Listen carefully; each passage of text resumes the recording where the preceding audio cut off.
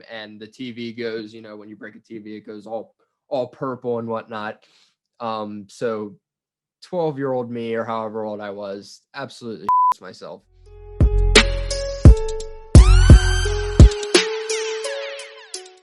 Welcome back to the Timely Deuce podcast. I'm your host, Camden Euler, aka I don't have a nickname yet, along with my co-host Brian Cathell, aka Cool Papa. Brian, I know that was your baseball nickname back in the day, back with that interesting team you played with. I played I played JV basketball, but like I didn't really have a nickname. I mean, like sometimes they'd call me like dog, but like that wasn't like really a nickname, I guess. But so we'll have to get me a nickname. But we're back. Summer has concluded. I'm back at college, as you can see, back at the lovely Duquesne University in Pittsburgh. Brian's still back in York County, waiting to head back. But yeah, summer's over. No more sitting in my basement playing video games and doing absolutely nothing. I guess the days of video games and just sitting there playing them all day are pretty much over. Brian, I know how you feel about video games nowadays, with especially 2K and all those. Why don't you tell the viewers how you feel about 2K nowadays? Personally, this is my opinion. I think they are becoming more of a scam. I mean, it's a glorified roster update. Visuals are getting to the point where they are just about as good as they'll probably look. How much can you really improve upon them? And then they just add some fun little sprinkles and charge you $60. I think it's going to be 70 on next gen. It's something like that, but yeah, I play video, like back in the day. Like if you asked me, like why do you play video games, I would have said something along the lines of stress relief or something like that. But nowadays, it's more like they cause me more stress than I had going into playing them. I can't sit down nowadays after a long day at my uh, part-time job. I come home, I want to sit down, and I got to hit Jacob deGrom's 200-mile-per-hour fastball that I can't even see on my screen. It's like it makes me more angry than it does relieve my stress. I mean, I guess we'll start this podcast out with a little story time. So I've been an avid video game player for a long time, and as Brian can attest to you, I am a rager, as you would say. I get pretty angry. Is that correct, Brian? Rage monster with the going count of how many controllers, sir. Oh man, controllers. I don't know. I'd probably say 4 or 5 controllers. Two, no, not one TV, which that's the story we're gonna get into. Headsets. Headsets. 2 last college semester alone, and I'd say we're at about 6 or 7 maybe. But now I'll tell two rage stories from video games. So the first one, we'll go with the story of how I broke my TV. Dad, if you're listening to this, I'm sorry, but you're gonna find out a little truth here. I think it was maybe 8th grade, it was middle school for sure, 7th or 8th grade. Saturday morning, I'm playing Madden. Madden used to be the game I played probably the most, I'd say. But it also caused me the most anger when I would play it. I'm playing, I don't remember what I was playing, but it was like close game at the end, 4th down. I didn't get it. And I used to have this, I didn't get the 4th down, and I got super mad. And I used to have this, I don't know if you call it like a tick in the world of ragers, but I had this thing where I would like, when I would get angry, I wouldn't hit it very forcefully, but I would hit the TV very softly like this. Like I would like almost like I'm knocking on a door. And I do that a little too hard this time, and the TV goes, when you break a TV, it goes all purple and whatnot. So 12-year-old me, or however old I was, absolutely myself. I'm like, oh God, I'm dead. And the first thing I think of is, okay, how can I get out of this? Because as a kid, that's the thing you think about most. How can I get out of this? So I look around and I see my sister's cat laying in the hallway, and I'm like, I got it. My dad's mowing the lawn. I run outside. Dad, I'm so sorry. I'll pay you for the TV. I promise. I run outside. I tell Dad that the cat jumped up on my TV stand, knocked the television off, falling towards me. And when I caught it, it hit my hand right here and I broke the TV. And he bought it. He was like, all right, there's an extra TV in the basement. You can go ahead and use that for now. And he yelled at the cat. He yelled at the cat, and I felt so bad, but I got out of it. But yeah, so that was probably when I broke the most expensive item. And then the second story is how I probably almost died.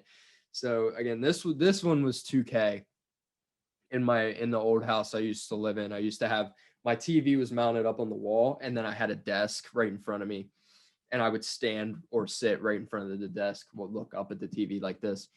And we were playing 2K one day, and of course, I got angry, and for some reason I can't explain to this day why or how this was there. I'm pretty sure it was planted. Somebody planted this on me. There was a nail, like a screw-in nail, standing on the desk straight up.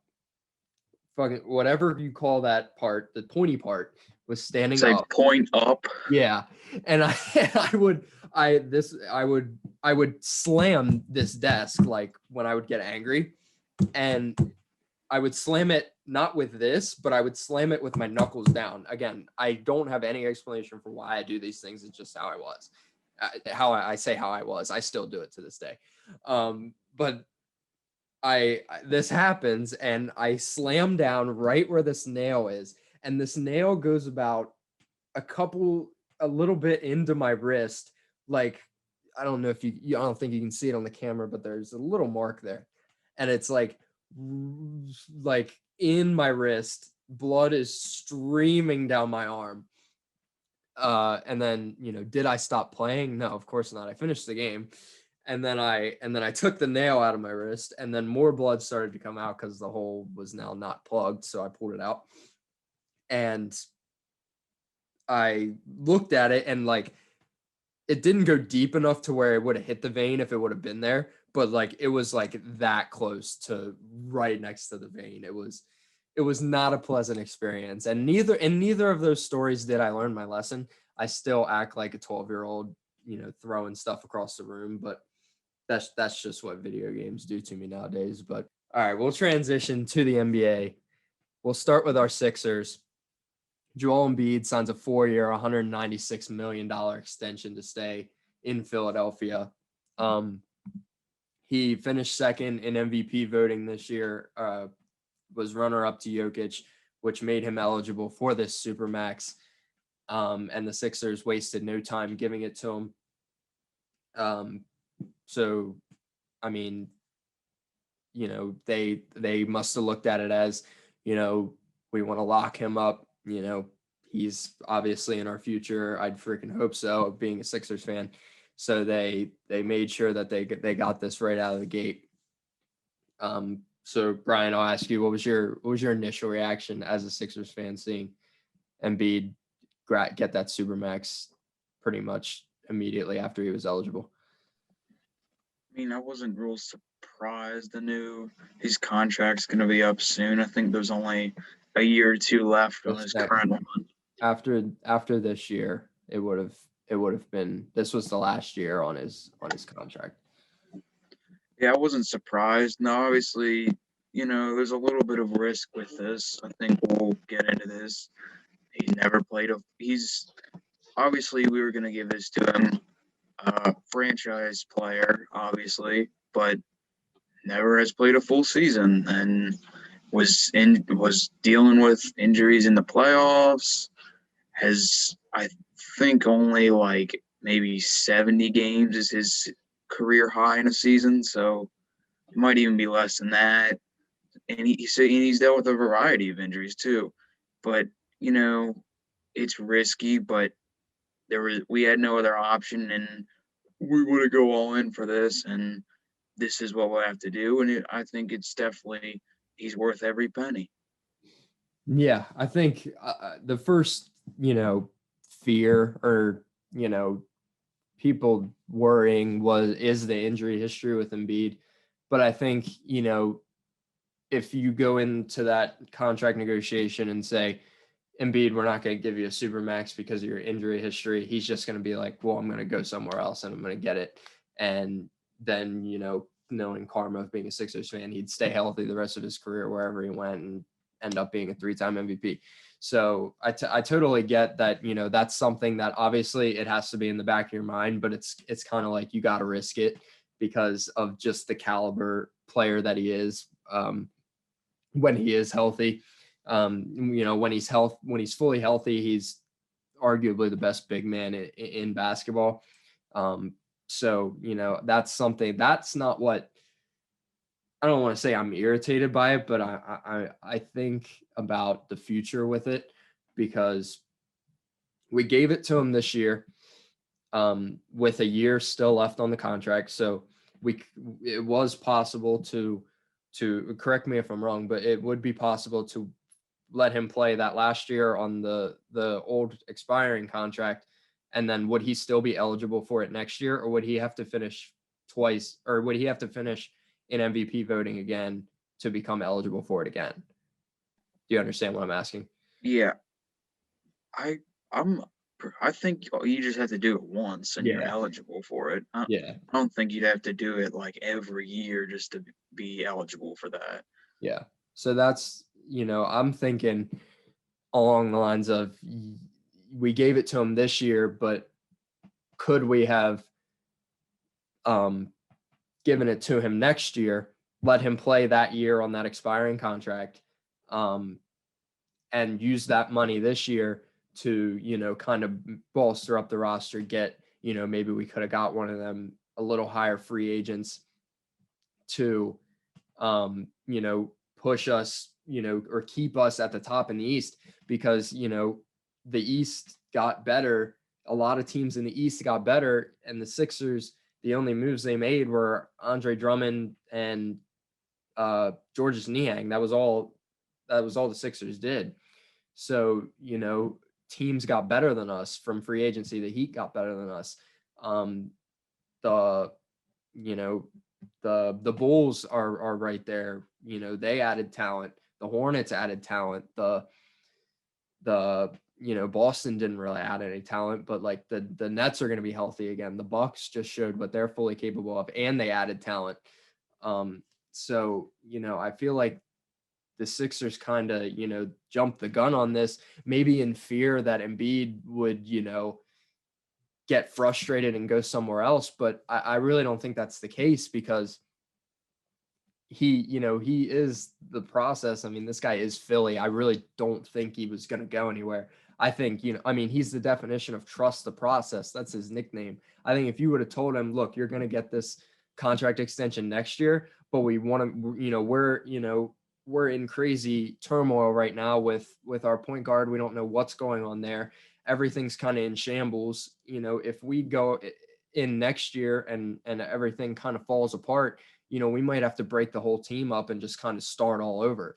And I don't think Sixers anything. I don't think Sixers office. I don't think Sixers fans. I don't think Sixers players want to do that again because they just went through the worst drought in NBA history.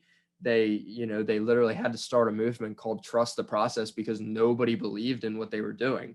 So that's just how I look at it is, yeah, every penny is deserved.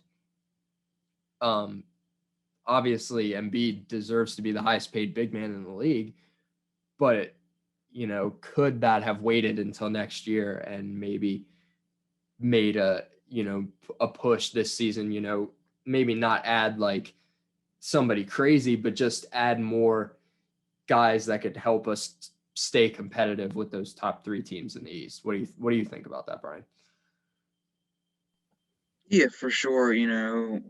Like you mentioned, we didn't really get worse, but we didn't really improve this off season, and some teams got better. So that could hurt us this season. especially in the standings and whatnot. But at the end of the day, we still have our core locked up and can go at it again. Now, if we fail again this year, you would think something radical will eventually happen. I think if we fail this year, that they have to break it up. I mean, maybe, if we have a situation like last year where, we're not 100% healthy going into the playoffs, obviously Ben is a whole different situation. If he's not right, I don't expect him to get to the playoffs as a Sixer. But, if there's another underlying factor like there was last year with Embiid's injury in the playoffs, I think they'll kind of, figure it out again. But if there's just like if the team just doesn't, produce in the East, I think that they have to break it up. I mean, you can't. I mean, this is how many years in a row now that this team has, run it back and they're just getting to the same spot every single time, and nothing new is happening. So I mean, I definitely agree the contract is 100% deserved, but I think it was a little quick to do it based on, it's not a guy who, it's not a KD, it's not a Kawhi who, they're just going to go somewhere else if they were offered that. But, Embiid, he is trust the process. So I really think he would have hung on there and, allowed us to do that. But I don't know. I think the Sixers, they'll be fine. They're obviously a playoff team still. They're gonna have their shot, but I, it could have propelled them higher, in my opinion. The Clippers trade for Eric Bledsoe, and then Memphis gets Rajon Rondo, Patrick Beverley, and Darren Aturu. And then the Grizzlies flip Pat Bev, send him to Minnesota for Jarrett Culver and Juan Hernangomez. We'll just start with Eric Bledsoe to the Clippers.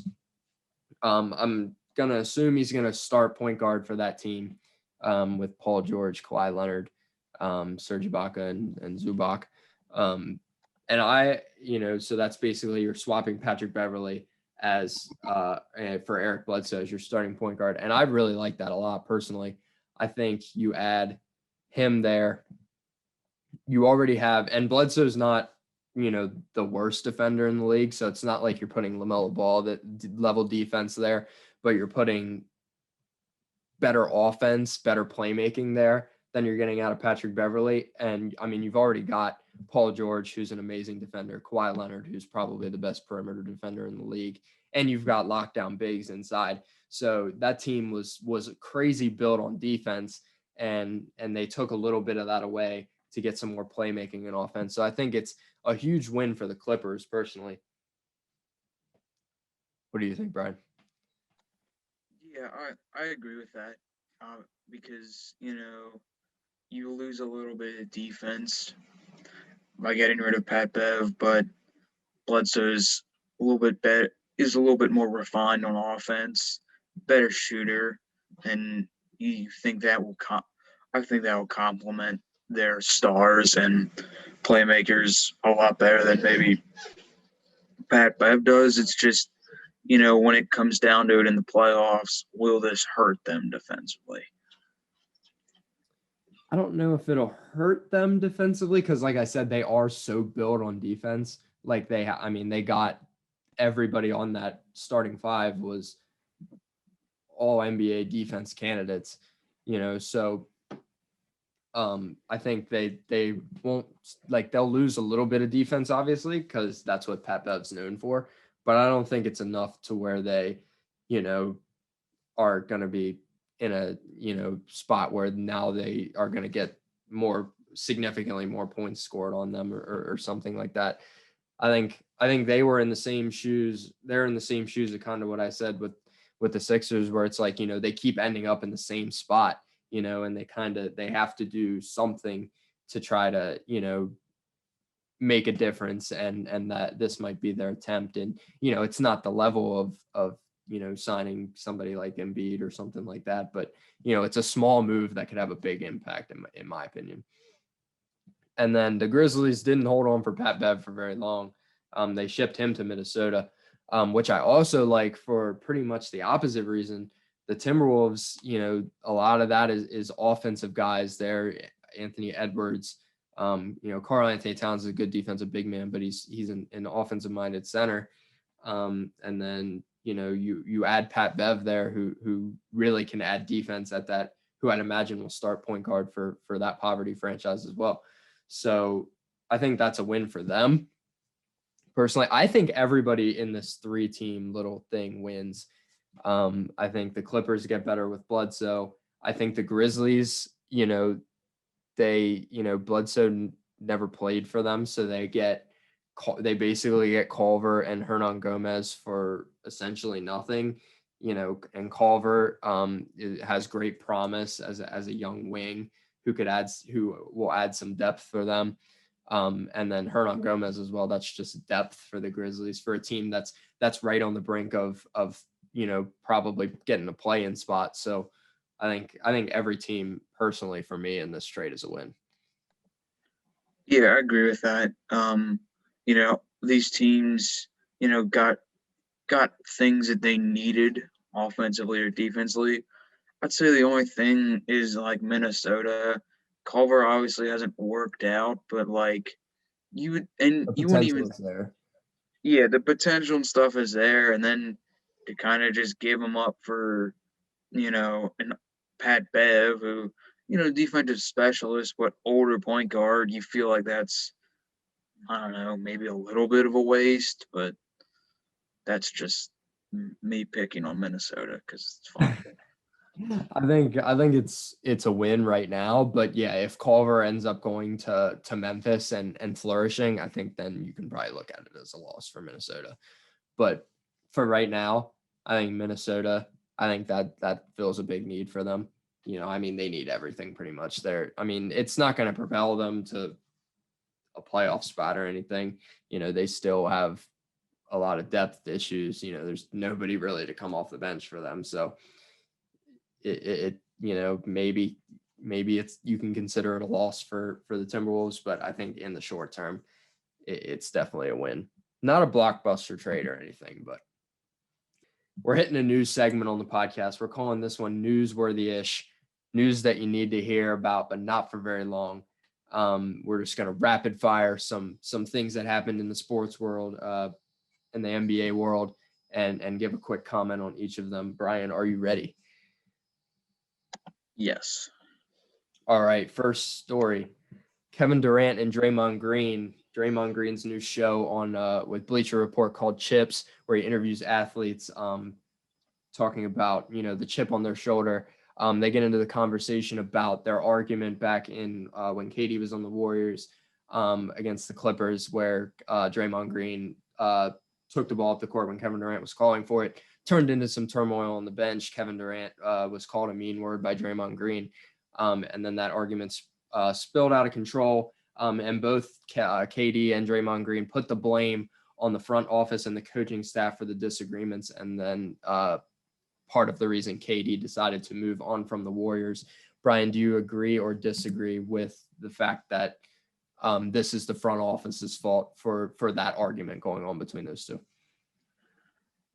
I'm gonna have to say the tiniest degree. Just they're grown men. I feel like they could work things out, but it's the NBA. These are highly paid guys who have always been successful, have egos and stuff.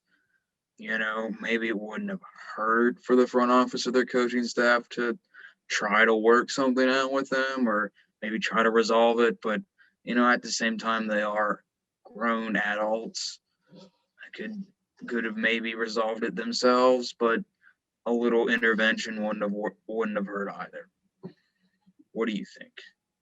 I'm right. I disagree with it completely, because they both agreed this was the front office's fault. And it makes zero sense to me, basically exactly what you said. They're both grown adults. It's like, say I work at Arby's, let's just say, and me and another coworker at Arby's get in an argument, and we blame the reason we got in that argument on Arby's itself. that doesn't make any sense. Just because we both work at Arby's doesn't mean that the argument wasn't between us. That argument, and it's playground stuff. He called him. It's playground stuff. It's like, it's stuff you get over with. You apologize, you get back on track. It's something that gets resolved overnight. This isn't something that needed to spiral out of control like it did, and it shouldn't have needed mommy and daddy in the front office to come down and fix it. I completely disagree with them both. I think they were just completely avoiding a situation that should have easily been resolved. LeBron James, who a lot of people will call the GOAT of basketball, received 0 votes for best player in the league by executives. 10 executives who voted on this. 5 went to Kevin Durant, 5 went to Giannis. Brian, is this justified or no? After this current season, after this past season, I think it's justified. Just because KD and Giannis were on another level. We didn't see a lot of LeBron. Was hurt, nagging injury. You could probably still say he's the best player in the league still, but after last year, was hurt, didn't really play, and Giannis and KD played amazing the entire year, led their teams to great playoff runs. I have to say it's justified for this past season. Yeah, completely justified for sure. You're going on 37 years old. Yeah, your body looks like you're in your prime, but you're declining whether you like it or not. It might not be as fast of a decline as we've seen from other superstars because you are one of the greatest specimen basketball has ever seen. So, but you are slowing down, and like you said, you're coming off an injury. I don't think a lot of people are expecting you to be the best player in the NBA anymore. I think, he might be stuck in that idea where, it was every year this guy was the best player in basketball. I think it's finally time that, people are realizing that, Kevin Durant is like that. Giannis, he's got some holes in his game, but he had an amazing playoff run, and those holes are getting filled as we've seen, and he's turning into an absolute monster. So yeah, I completely agree as well. Justified. 2 contract extensions. Terry Rozier, 4 years, $97 million with the Hornets. Robert Williams, 4-year, $54 million with the Celtics. Are either of these overpaid, or are they both justified? I think they're both slight overpayments just due to the fact that Rozier, what is his role? Obviously, we saw his role last year with LaMelo, but LaMelo's only going to get better. He's going to want bigger chunks of offense, and also he's coming off a career year, not like multiple by any means. He's had a good career with the Hornets, a lot better than Boston and what he was doing in Boston, and now has a starting role, but I think that's a slight overpayment. And Robert Williams, I'd say right now it looks like an overpayment just because he's going to continue improving and could very well live up to that extension as it puts him into the middle range of paid centers. But I think right now it's a little bit of an overpayment. Yeah, Rozier, I think, is a crazy overpayment. $97 million when he's not even the best point guard on your roster, because, you got LaMelo Ball, who, you're going to have to pay in the future if you want to keep him, because he's, I don't know if you've ever heard him talk, but he's like the biggest in his head superstar to ever walk the earth. So he's, if you don't throw him as much money as you possibly can, he's going to LA, he's going to Miami, he's going to somewhere big where he can, lay on the beach with his grills in and sunglasses on and act like he's a show. So, you're throwing $97 million to, you're the second best point guard on your roster. And you've also still got Devontae Graham. He went to New Orleans. Oh, did he? All right. Sorry. My NBA knowledge sucks. But still, $97 million, crazy overpay, in my opinion. Robert Williams, I think that one's justified. They're inside, it obviously needs work. They've lost, a lot. I mean, they lost, they're declining.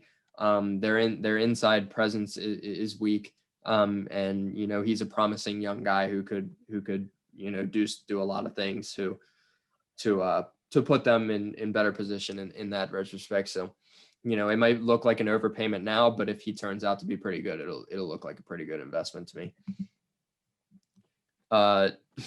Henny God J.R. Smith was looking into his eligibility to play college golf.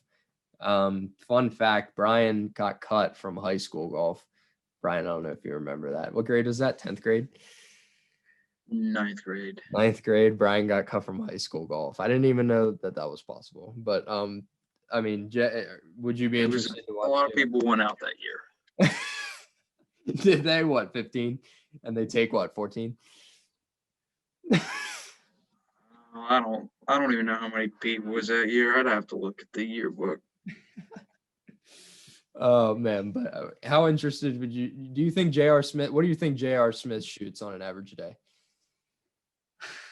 I don't know. If he's looking into playing college, he probably has like a handicap, probably like below 10. You'd think if he wants to play college golf. They're a D1 school as well, are they not? Very interesting. I'd love to watch J.R. Smith carry a bottle of Hennessy and play and shoot 18. I think that'd be glorious to watch. New Lakers point guard Russell Westbrook states, and I quote, "We got a team full of nice, experienced vets that are going to kick some young motherfuckers' asses." Is Russell Westbrook talking too soon, or is the confidence a good thing? No, the confidence is a good thing. They're going to be a good team this year. You just wonder about what their spacing will look like.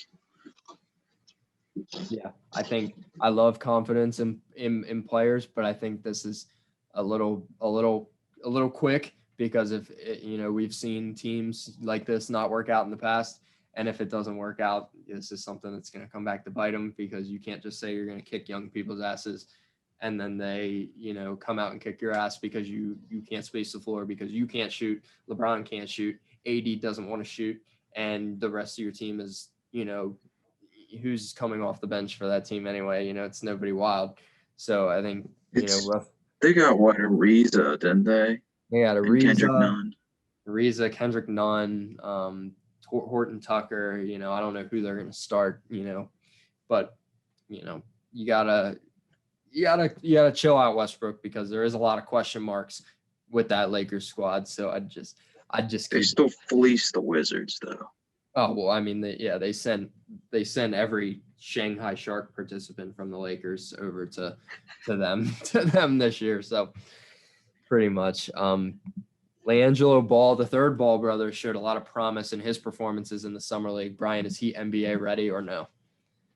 I mean, I don't know, because summer league's really not the greatest gauge of if someone's going to be a quality NBA player, for being honest. Because I mean, I wouldn't call it pickup, but it's a lot of young guys who want the ball, want to shoot it, show that they can play, and then there's some vets in there that want to prove they can get back into the league.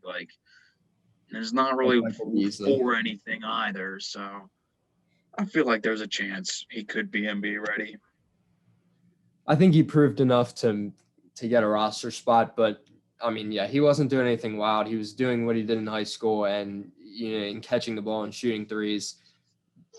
It wasn't anything to knock your socks off, but he did show that he's not a complete bum and that he can compete with NBA caliber guys with those kind of skills. So I respect what he did, and I think that a roster spot could be justified. Max Kellerman is being removed from First Take. Brian, is this good or bad? I'm gonna go with.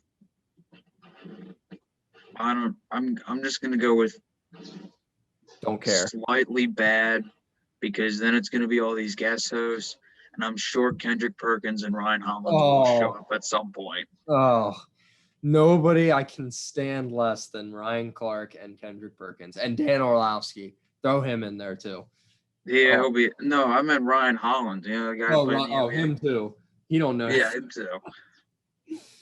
Oh man, yeah. I mean, Max is great at what he does, but some of the stuff he says, it makes me think sometimes. Which, to be honest, is it really his opinion or just fits the show?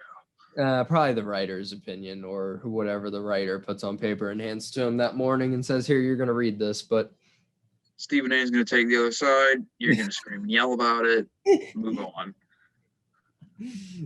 Pretty much. The Christmas Day games are as follows: Hawks at Knicks, Celtics at Bucks, Warriors at Suns, Nets at Lakers, Mavericks at Jazz. Brian, is there anything interesting here that you see on teams that aren't here, or any games that intrigue you? Couple things. Hawks and Knicks. Gonna tune into that to see if anyone from MSG throws something at Trae Young. We'll have a Malice in the Palace Part 2, which was an amazing documentary, by the way. I don't know if you've checked that one out yet, Brian, on Netflix. I saw it was on Netflix. We'll have to check it out then. Super good. It was crazy in depth. Got to check that one out. But yeah. Celtics at Bucks. Not real interested in that, for being honest. Warriors at Suns could possibly be good. We'll see what the Warriors team looks like.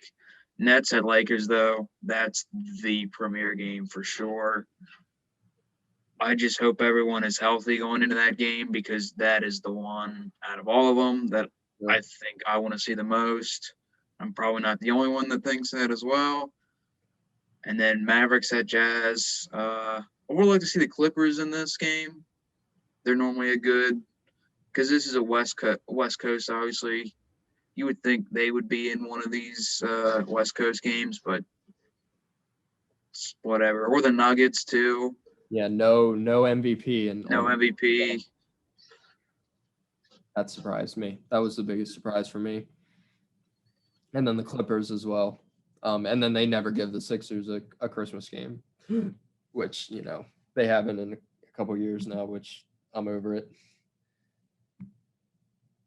And then finally, Jalen Green feels that there's a chip on his shoulder for going second instead of first to the Pistons. Is this justified or not?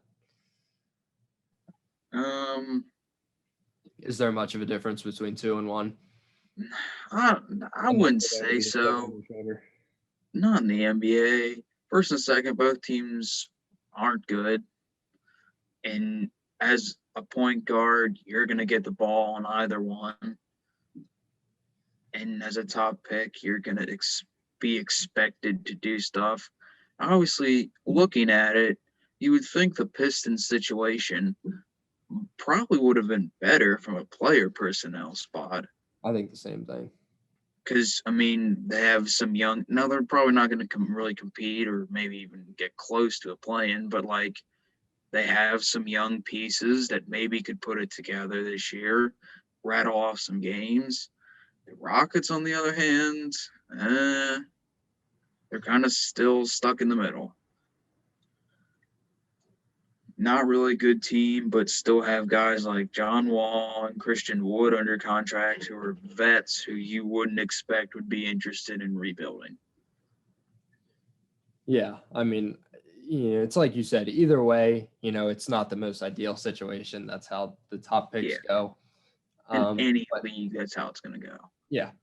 You have those situations where you got guys like Draymond Green who went 27th or whatever, second round, whatever, wherever he went. It was in the second round. Late picks who flourish, those stories happen, but nobody is going to look back in 10 years and be like, if Jalen Green and Cade both do wonders, unless Cade flops, which I don't expect him to completely flop. I think his floor is, a decent role player.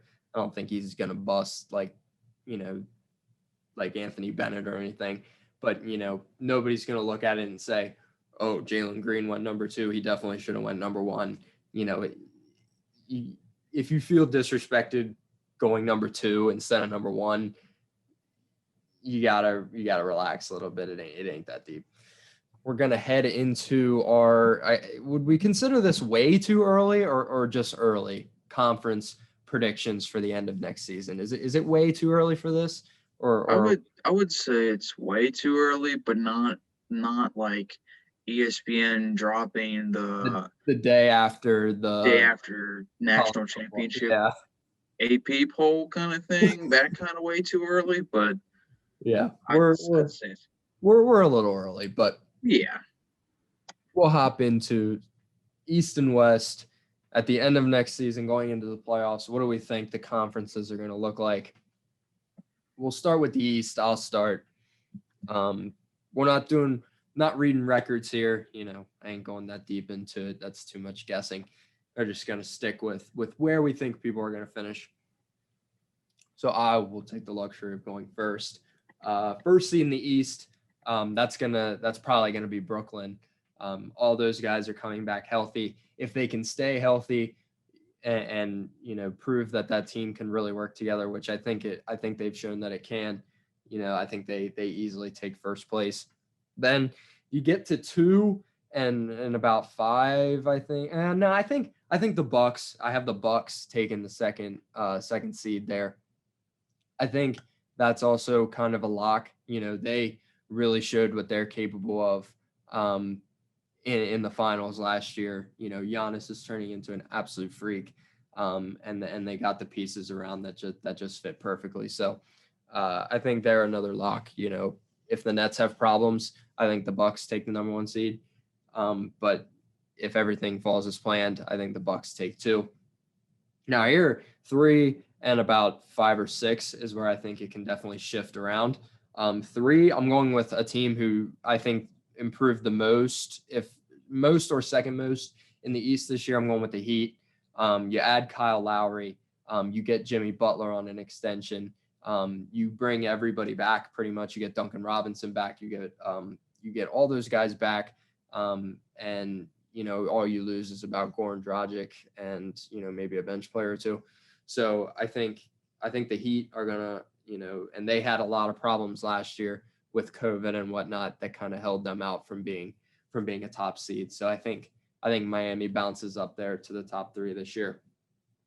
4, I have our 76ers. I think the ceiling for the 76ers is around 3 and 4. And then I think the floor could be as low as 7 or 8. Just seeing, how teams got better and how we struggled last year. It's all going to depend on how we bounce back from that horrible playoff loss. But, like we said earlier in the podcast, they still have the talent to get it done. They still, they've proven they've been there before. They won the East regular season last year. So, you can't, and it's almost the same roster. So you can't count them out to not making another possible playoff run next year.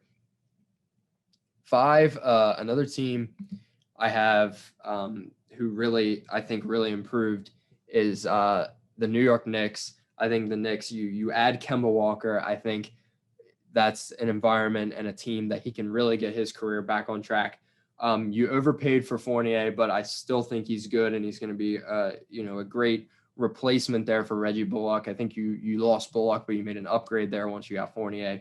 You're going to get Mitchell Robinson back healthy. And Julius Randle has proven he's a problem.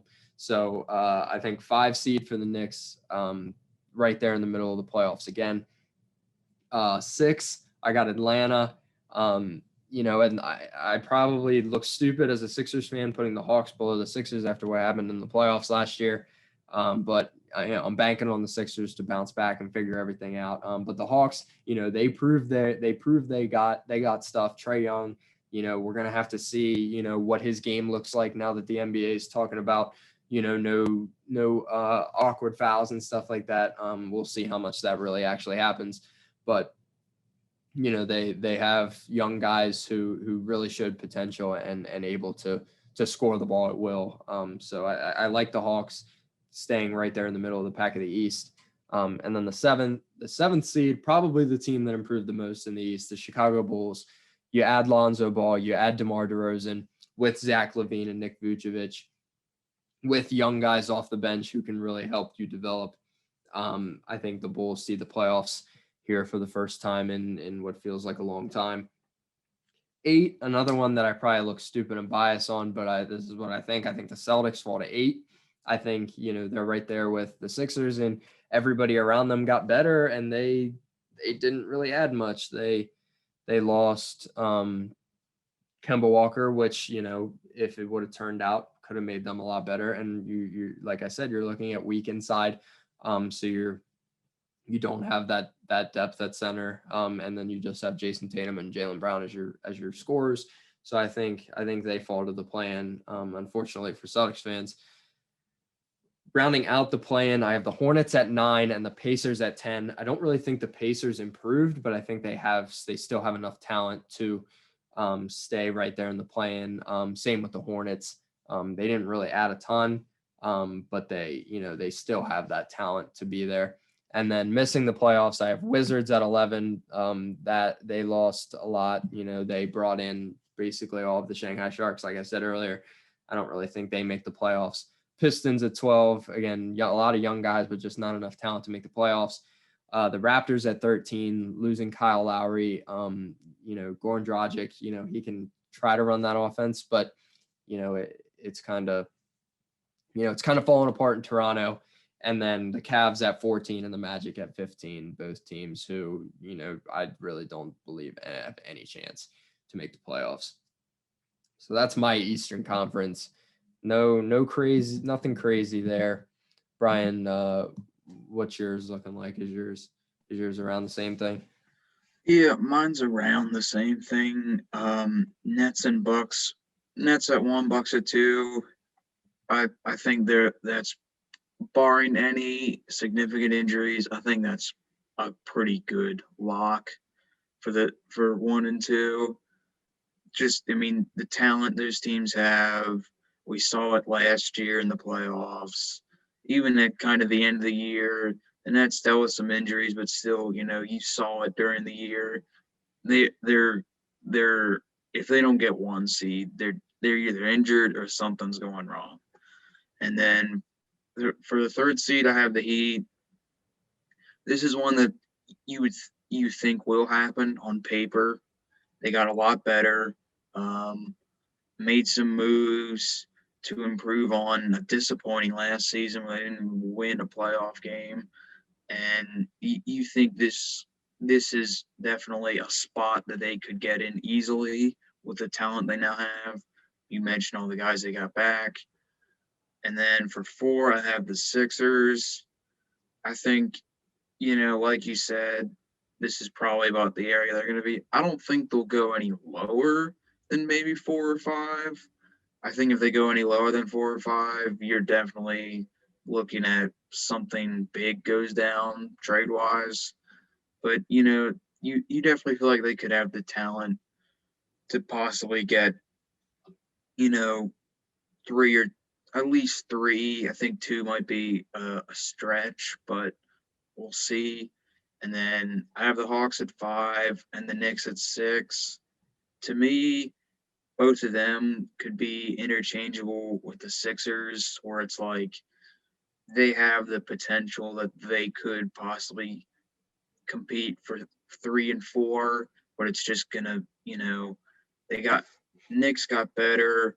The Hawks didn't really make any moves, but a younger team that you think will improve, especially after the run they went on and the confidence booster that gives them. You definitely think that you'll see improvement in that.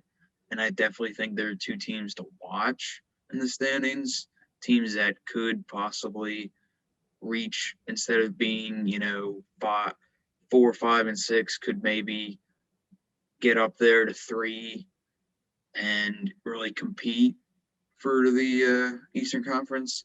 And then after that, I have the Bulls.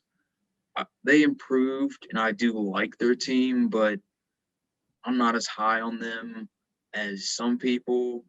I still like them, but I think teams like the Knicks, the Hawks, and the Sixers are just going to be a step better and will be higher in the standings. And then after that, we get into, I guess, the 7's playing as well, is it not? 7, 8, 9, and 10. Yeah. Okay. 8, I have the Hornets. I definitely think you're going to see an improvement from them this year. A lot of young guys that the ceiling is there for them to get better. And after last year, they had a good season, just didn't quite get it going in the play-in. And then at 9, I have the Celtics. I'm just not real high on them.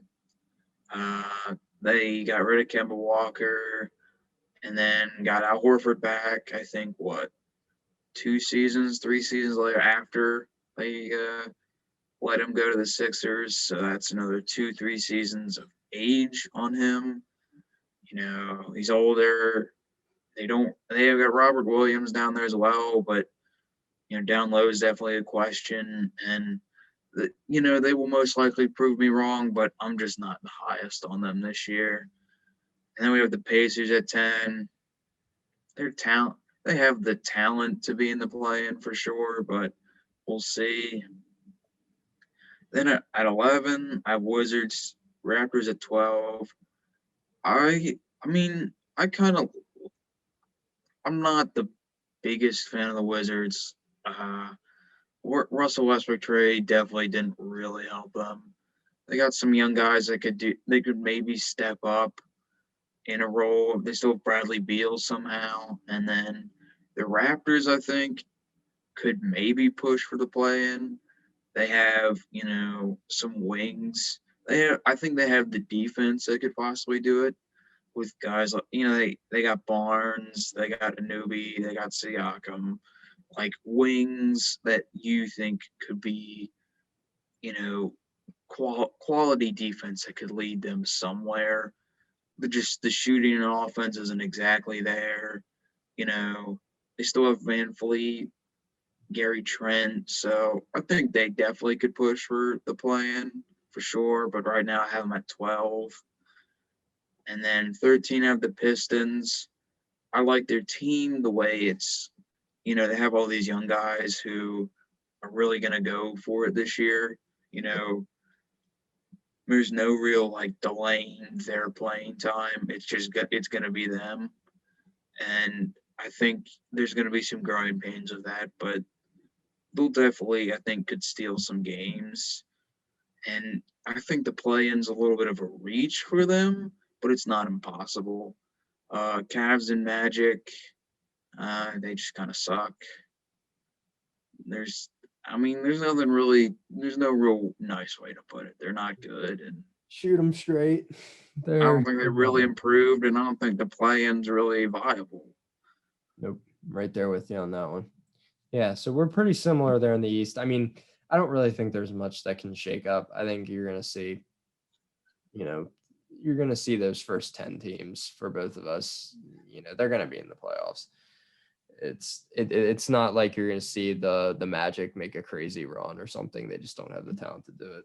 The teams who got talent are the ones who are going to make the playoffs, and that's how it is in the East. The West is a little different. It can kind of shake up where guys can fall, like teams, we saw the Suns last year jump the whole way to 2.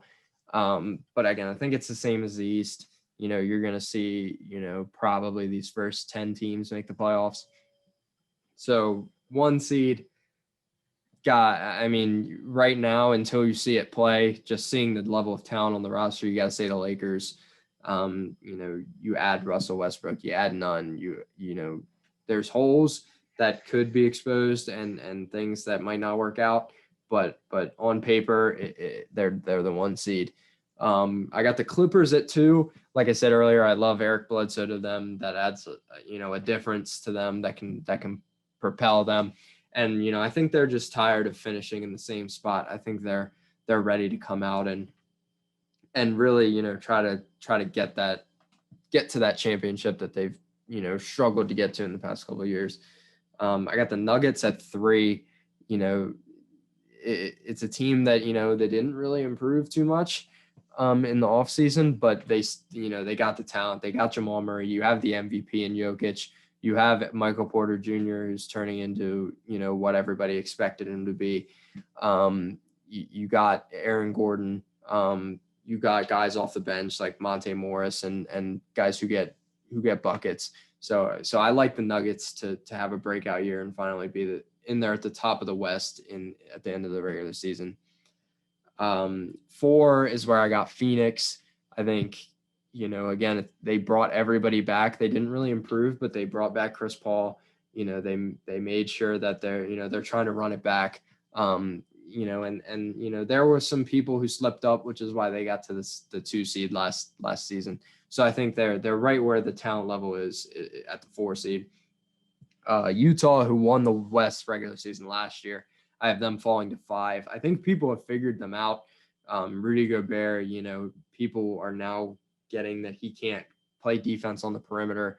So a lot of teams are exposing that. And, they do have depth. Their bench scoring is good. So the team is going to be good, but I think they've been figured out enough to where they're not going to dominate the West like they did last year. At 6, I got the Mavericks. I think, the supporting cast doesn't look great, but just the things we've been able to see Luka do, they're going to make a playoff spot, whether it's 6 or 10. Luka's just that good, and, Porzingis can always bounce back, and, they got some decent shooters around them. But 7, I got the Blazers, assuming Damian Lillard ends up staying in Portland. If he leaves, they're going to drop probably down to 10 or below. They've had struggles, recently with, coaching and trying to get that perfect supporting cast around Dame and CJ, and it just hasn't worked. It's always put them right there at 8-7 and just ended up in tough losses in the playoffs. But, if they keep the roster they have now, they'll end up in the same spot. 8 right now, I have the Warriors. This is one that could skyrocket up if you see Clay come back and start playing really well. Curry's obviously going to do his thing. He just got paid. You're going to see a year experience Wiseman, who can definitely help them down low, and Draymond, of course, who's going to be bouncing back from the year he had last year. I think he'll be better than he was last year. 9, I have the Grizzlies. You added Jarrett Culver for depth. You have decent guys there. John Morant, Jaren Jackson should be back healthy this year. Valanciunas, they got guys to keep them right there in the hunt for that play-in spot. And then the final play-in spot, I'm giving it to the Pelicans. I think they have guys. They got Ingram, they got Zion. They added Devontae Graham. They have the talent to get it done. They're just going to have to, they can't let any game slip by, because they're going to have to win the ones that they're going to have to win every game they can to be able to get to that play-in spot. And then the last 5 teams in the West are kind of, long shots to make that play-in. You got the Thunder. I got the Thunder at 11, Timberwolves at 12, Kings at 13, Spurs, which is really upsetting, at 14, and Rockets at 15. I think all 5 of those teams are going to have to either make moves or have some young guys or some no names just absolutely start playing their butts off to be able to squeak, a decent play-in spot. But that's my West. Not much shakeup from last year, really. It's a lot of the same teams. What does yours look like, Brian? Mine's similar. There's a couple little differences. Lakers at 1, Clippers at 2. Obviously, I think the Clippers is a little bit dependent on what Kawhi's timetable is for coming back. Obviously got injured in the playoffs with an ACL injury. He's also, he has a lot of load management gained as well. So we'll see what his predicament looks like for next year. But obviously they have the talent for 2, and the Lakers seem like they have the talent to be the 1 seed. And then number 3, I have the Suns. They brought everyone back, and I think they have a little bit of an edge on the Nuggets, who, similar situation, didn't, had a great season, didn't really improve necessarily, but I think the Suns have a little bit of an edge on them.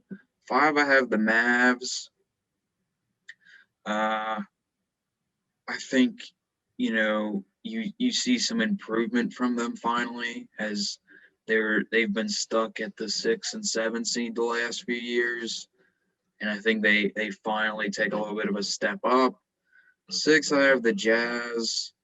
This is probably a little low for them, but I'm not the highest on them.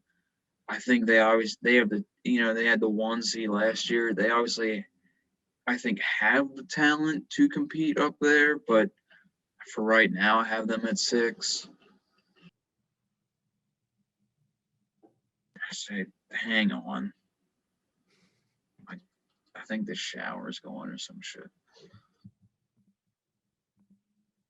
I don't hear it, so I think you're good. For number 7, I have the Warriors. This is just based on like the team they have. We'll see if Clay, what he looks like coming back off 2 major injuries, and see if they can improve on basically missing the playoffs last year, even as the 8 seed, thanks to the play-in tournament. And then at 8, I have the Blazers. Still have Dame, still have CJ, but didn't really improve. And I'd say if they get 8 again, Dame's probably gone, for being honest. 9, I have the Grizzlies. I think they're definitely a team that could improve. That, I think they were the 9 seed last year, were they not? The Memphis Grizzlies? 9 seed. I think they definitely have, the potential to get better than the 9 seed, but we'll see. They're still a young team. They made some moves and have gotten better. This is a bit off, a little bit different. I have the Timberwolves getting the last seed in the play-in. I think they could do it. They have the team with their offense is, top notch. The defense and the bench unit isn't there, but maybe we'll see some improvements in that area, and I think they could squeak in there at the play-in. And then I have the Pelicans at 11. Obviously, they have Zion, Brandon Ingram, but and they don't have Lonzo anymore. And you thought with that team they could definitely make the playoffs, and these last 2 years they haven't. And you kind of argued they didn't really get better this offseason, so I'm not really sure how they'd make the play-in by getting worse, but we'll see. And then I have the Kings at 12. They're just the Kings. I haven't really. I mean, they're always in the lottery. They haven't really ever improved. Obviously, still have De'Aaron Fox. Underrated all-star. He just so happened he plays for the Kings, so I feel like he gets, not mentioned as much in all-star conversations. And the Spurs, they're kind of going through the rebuild. They're a younger team. We'll see what they do. Same with the Thunder, younger team going through the rebuild, who maybe they string some games together. And I think these, Kings, Spurs, Thunder, they're long shots for the play-in, but you never know. And then the Rockets, they're just kind of stuck. They had a really bad team this past year. Got Jalen Green, got a couple young guys, but we're not. I don't really expect them to be competing for anything, and we'll probably be down there in the standings.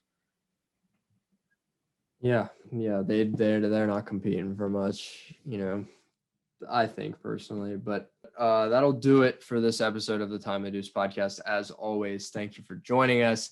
Go ahead and subscribe over on YouTube at the Timely Deuce podcast.